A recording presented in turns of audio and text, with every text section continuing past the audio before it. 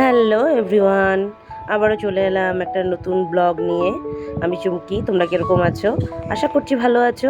তো শুরু করি। তোমার দাদাভাই আর আমি চলে গিয়েছিলাম বাজারে।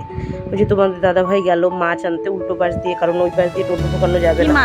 এই যে মাছ নিয়ে চলে এসেছে, তো মাছটা বাড়ি গিয়ে দেখা। এই যে নিয়ে আসছে হচ্ছে মাথা আর হচ্ছে মাছ, রুই মাছ, কারণ অনেক বেলা হয়ে গেছিল তো বাজারে। দেখো এখনই বৃষ্টি পড়তেছে, আকাশ কালো হয়ে আসছে। সবজি কাটা হচ্ছে মাছের ঝোলের জন্য। আসছে একটা পার্সেল, এই যে এটাতে কি আছে, মানে আমি একটা ফটো অর্ডার করেছিলাম, সেটা কিরকম আসছে আমিও খুলবো, তোমাদেরকেও দেখাচ্ছি। দাঁড়াও, কি আসছে একদম ছোট, এই দেখো যেটা আশা করছিলাম একদম ছোট। যাই হোক, তবুও ভালো লাগছে। এটা টাঙানো লাগে খুব ভালো। তোমরা থেকে জানো, তোমাকে জানাবে। আমি তো জানতাম না, এখন তো সোশ্যাল মিডিয়া থেকে সব কিছু জানা যায়। কিন্তু এটা কোন পাশে টাঙাবো আমি জানি না। মনে হচ্ছে দক্ষিণ পাশে। যেটা ঠিক কমেন্টে বলবে, যদি অন্য পাশে টাঙাতে হয় এখন এটা কেমন হয়েছে না। মাছের ঝোল আর ভাত চিকিৎসা করা হয়েছিল। আমার খাওয়ার সময় ভিডিও করতে পারিনি, দিদির খাওয়ার সময় ভিডিও করলাম। এই যেটা বসে আসছি আমি, এই যে এটা সেলাই করতেছি, দিদি ভাত খাচ্ছে। আমার খাওয়ার সময় ভিডিও করার কথা মনে নেই। এত খিদা পেয়ে গেছে কি বলবো। দেখো 3টার সময়, সকাল থেকে না খাওয়া, কালকে রাতেও খাইনি, 3টার সময় ভাত খেয়েছি। এত খিদে পেয়ে গেছে কি বলবো।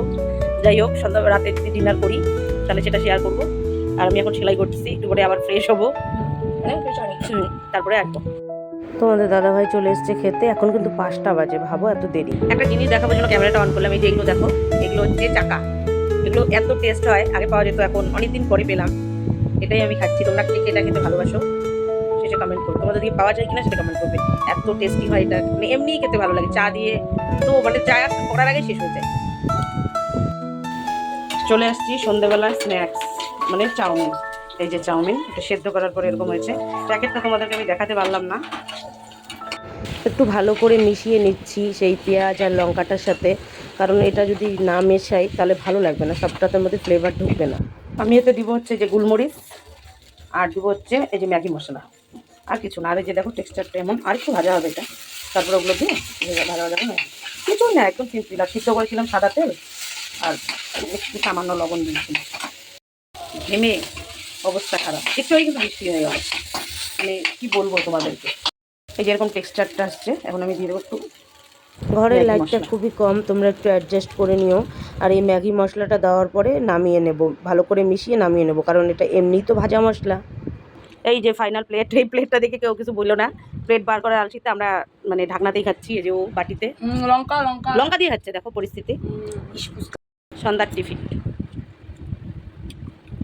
ওইটা যেন কে আসছে আমাদের বাড়িতে, চিনি না। ভিখারি, ভিখারি ভিখারি ভিখারি। দারুণ হয়েছে, দারুণ। তারপরে রাতের দিকে তোমার দাদাভাইয়ের সাথে একটু বেরিয়ে গিয়েছিলাম, কারণ আজকে আমার মনটা খুব খারাপ। কারণ আজকে হচ্ছে বিপদনাশিনী পূজা। আমি প্রত্যেক বছর এই পুজোটা খুব বড় করে করি, তোমরা ব্লগে দেখতে পারবে আমার।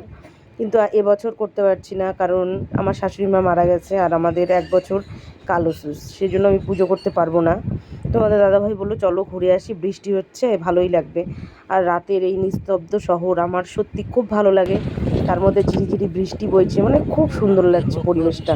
তো আমার এই ব্লগটা কীরকম লাগলো জানিও।